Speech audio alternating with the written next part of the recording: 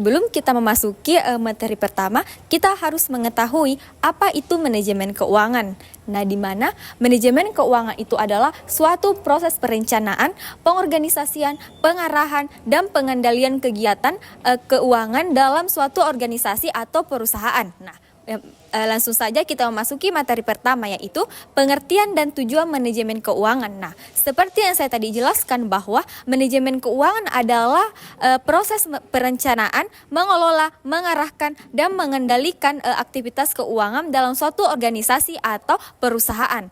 Hal ini mencakup pengambilan keputusan terkait pendanaan, investasi, dan pengelolaan aset perusahaan untuk mencapai tujuan keuangan yang optimal.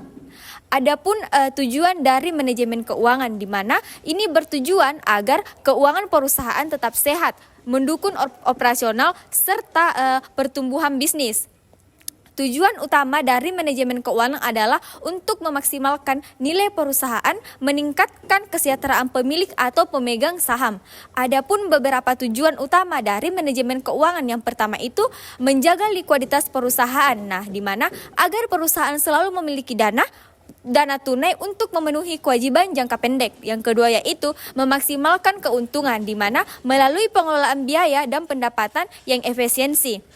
Yang ketiga itu menjaga efisiensi, di mana penggunaan dana memastikan dana yang digunakan untuk hal yang paling produktif. Yang keempat yaitu menjaga struktur modal, keseimbangan antara utang dan ekuitas. Yang kelima, mendukung pengambilan keputusan investasi yang tepat agar dana diinvestasikan itu pada proyek yang menguntungkan.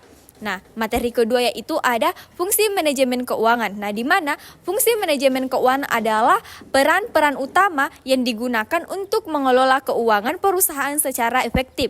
Adapun beberapa fungsi utama pentingnya dalam manajemen keuangan. Yang pertama itu ada perencanaan keuangan, di mana merancang kebutuhan dana perusahaan baik itu jangka pendek maupun jangka panjang. Ini mencakup proyeksi pendapatan, pengeluaran, dan rencana investasi. Yang kedua yaitu ada penganggaran. Nah, di mana mengalokasikan dana secara efisien ke berbagai aktivitas perusahaan. Tujuannya yaitu agar penggunaan dana sesuai dengan rencana dan tidak boros. Yang ketiga yaitu ada pengendalian keuangan, di mana memantau dan mengevaluasi penggunaan dana untuk memastikan bahwa aktivitas keuangan berjalan sesuai dengan rencana dan tidak terjadi penyimpangan. Yang keempat yaitu pengambilan keputusan investasi, menentukan di mana perusahaan akan menanamkan modalnya agar mendapatkan hasil maksimal, seperti memilih proyek atau aset untuk diinvestasikan. Yang kelima yaitu pengambilan keputusan pendanaan, di mana menentukan dari mana perusahaan akan mendapatkan dana, misalnya dari pinjaman, penerbitan saham, atau keuntungan ditahan. Yang keenam itu manajemen arus kas, di mana mengatur keluar masuknya uang tunai agar perusahaan selalu memiliki likuiditas yang cukup untuk menjaga operasional harian. Yang ketujuh, manajemen risiko keuangan, di mana mengidentifikasi risiko yang berkaitan dengan fluktuasi pasar, suku bunga, nilai tukar, dan risiko kredit. Selanjutnya ada peran manajer keuangan, di mana peran manajer keuangan sangat penting dalam mengelola keuangan perusahaan agar tujuan bisnis dapat tercapai secara efisien dan berkelanjutan. Berikut adalah ada beberapa peran utama dalam manajer keuangan. Yang pertama itu perencana keuangan. Manajer keuangan bertugas untuk membuat perencanaan keuangan jangka pendek dan jangka panjang, seperti merancang anggaran, proyeksi arus kas, serta kebutuhan dana perusahaan. Yang kedua yaitu mengambil keputusan investasi. Manajer keuangan menentukan bagaimana dan di mana perusahaan akan menginvestasikan dananya, misalnya aset tetap, proyek baru, atau saham perusahaan lain. Yang ketiga yaitu pengambilan keputusan pendanaan, di mana ia memilih sumber pendanaan yang tepat apakah dari pinjaman utang, penerbitan saham, atau keuntungan yang ditahan, serta mempertimbangkan risiko dan biaya masing-masing sumber. Selanjutnya yaitu analisis laporan keuangan. Nah, laporan keuangan adalah dokumen penting yang menggambarkan kondisi dan kinerja keuangan suatu entitas dalam periode waktu tertentu.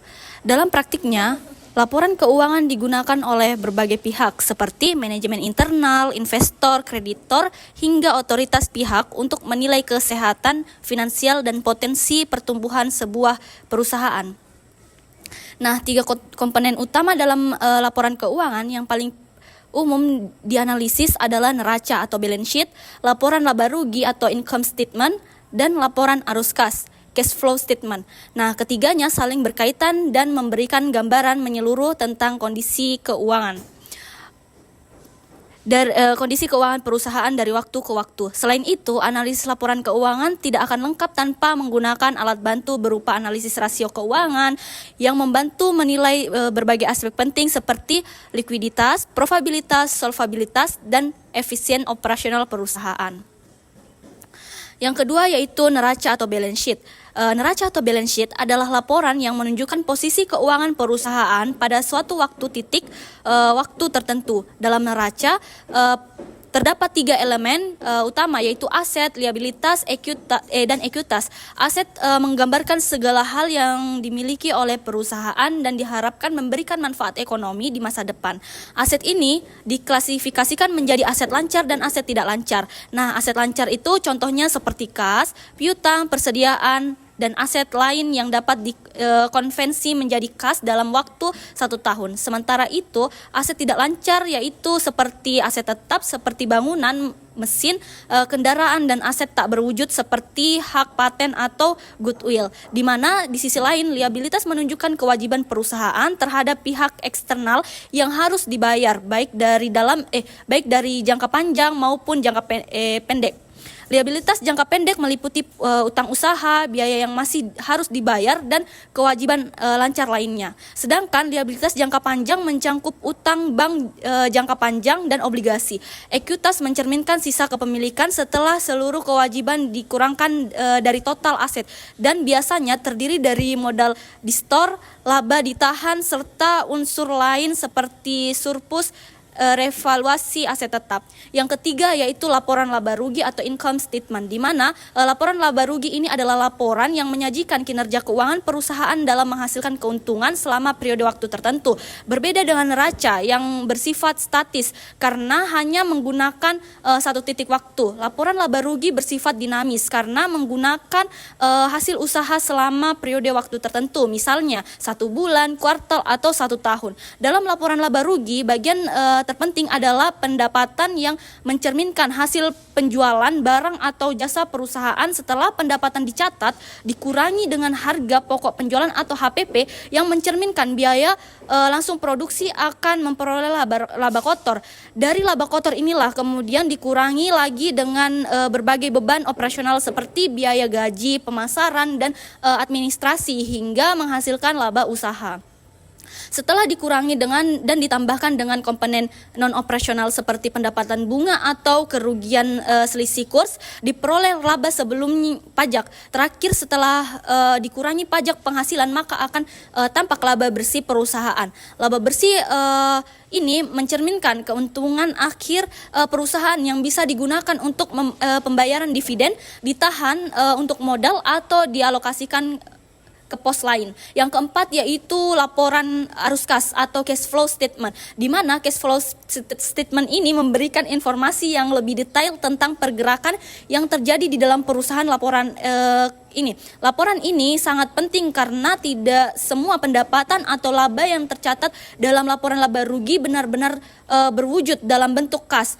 Oleh karena itu, laporan ini menjelaskan dari mana kas diperoleh, ke mana kas dibelanjakan. Arus kas diklasifikasikan menjadi 3 kategori besar, yaitu arus kas dari aktivitas operasi, investasi, dan pendanaan. Arus kas dari aktivitas operasi mencakup penerimaan kas dari pelanggan, pembayaran kepada pemasok dan karyawan, serta pembayaran pajak. Hal ini merupakan arus kas yang paling penting karena menunjukkan apakah kegiatan perusahaan menghasilkan kas yang positif. Arus kas dari aktivitas investasi dikaitkan dengan pembelian dan penjualan aset. aset tetap serta investasi jangka panjang. Sementara itu, arus kas dari aktivitas pendanaan mencangkup penerimaan kas dari penerbitan saham atau pinjaman dan pengeluaran kas untuk pembayaran dividen atau pelunasan pinjaman. Laporan arus kas memberikan kejelasan tentang likuiditas perusahaan dan sejauh mana perusahaan mampu bertahan atau berkembang tanpa harus tergantung pada pendanaan eksternal. Materi selanjutnya adalah perencanaan dan penganggaran keuangan merupakan fondasi penting dalam pengelolaan keuangan. Suatu entitas bisnis tanpa adanya perencanaan yang matang dan anggaran yang terstruktur, perusahaan akan kesulitan pengelolaan sumber daya secara efisien dan mencapai tujuan keuangan yang telah ditetapkan. Nah, dalam konteks ini, terdapat beberapa aspek utama yang menjadi fokus, yaitu anggaran operasional dan anggaran modal, perencanaan kas, modal kerja, serta proyeksi laporan keuangan. Ketiga aspek ini saling berkaitan dengan pembentukan kerangka kerja strategis dalam manajemen keuangan. Kemudian yang kedua adalah anggaran operasional. Jadi anggaran operasional ini adalah bentuk rencana keuangan yang mencakup seluruh pendapatan dan pengeluaran yang terkait dengan kegiatan operasional harian perusahaan dalam periode tertentu. Biasanya suatu tahun. Anggaran ini berfungsi sebagai panduan bagi manajemen dalam menjalankan aktivitas bisnis sehari-hari. Dalam menyusun anggaran operasional, perusahaan akan memberikan pendapatan yang akan diterima seperti dari penjualan produk atau jasa, serta seluruh beban yang harus dikeluarkan untuk mendukung kegiatan tersebut, seperti biaya produksi, pemasaran, dan biaya administrasi. Dengan adanya anggaran ini, perusahaan dapat memantau performa keuangan secara berkala dan melakukan evaluasi apabila terjadi penyimpanan antara anggaran dan realistis. Di sisi lain, anggaran modal lebih difokuskan pada rencana pengeluaran jangka panjang yang berkaitan dengan investasi dalam aset tetap, seperti pembelian mesin, pembangunan fasilitas, atau proyek strategis lainnya yang bertujuan untuk mendukung pertumbuhan dan keberlangsungan usaha dalam jangka panjang. Nah, menyusun anggaran modal kerja memerlukan pertimbangan yang matang karena melibatkan jumlah yang besar dan risiko yang lebih tinggi dibandingkan anggaran operasional. Dalam proses ini, perusahaan biasanya melakukan analisis kelayakan investasi menggunakan berbagai metode seperti net present value atau NPV, internal rate of return atau IRR, dan payback period. Nah, melalui metode ini perusahaan dapat menilai apakah suatu proyek ini layak untuk dijalankan dari sisi finansial dan strategis. Kemudian materi ketiga yaitu perencanaan kas dan merupakan bagian integral dari pengelolaan keuangan yang bertujuan untuk memastikan bahwa perusahaan memiliki likuiditas yang cukup untuk menjalankan operasionalnya. Nah, arus kas juga masuk dan keluar harus dipantau secara ketat agar perusahaan tidak mengalami kekurangan dana yang dapat menghambat kegiatan bisnis. Dalam praktiknya, perusahaan menyusun anggaran kas yang memperkirakan seluruh penerimaan dan pengeluaran kas dalam periode tertentu. Berikutnya adalah penjelasan lengkap dari poin-poin dalam manajemen modal kerja yang terdiri dari pengelolaan kas, piutang, dan persediaan siklus. Konversi kas. Pengelolaan kas adalah proses mengatur penerimaan dan pengeluaran uang tunai perusahaan untuk memastikan ketersediaan dana yang cukup untuk kebutuhan operasional harian. Tujuan utama yaitu menjaga likuiditas perusahaan agar bisa menerima kewajiban jangka pendek seperti membayar gaji, utang, dan biaya operasional. Contoh praktiknya yaitu menentukan saldo kas minimum, mempercepat penerimaan pembayaran dari pelanggan, dan menunda pengeluaran yang tidak mendesak. 2. Pengelolaan piutang. Pengelolaan piutang adalah upaya mengatur kredit penjualan kepada pelanggan dan menagih pembayaran secara tepat. Tujuan utama yaitu meminimalkan risiko piutang macet dan mempercepat arus kas.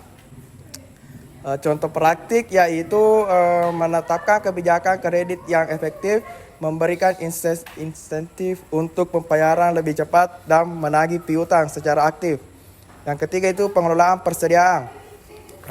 Pengelolaan persediaan adalah mengatur jumlah dan jenis barang yang disimpan agar selalu tersedia untuk produksi atau penjualan tanpa kelebihan yang membebani biaya.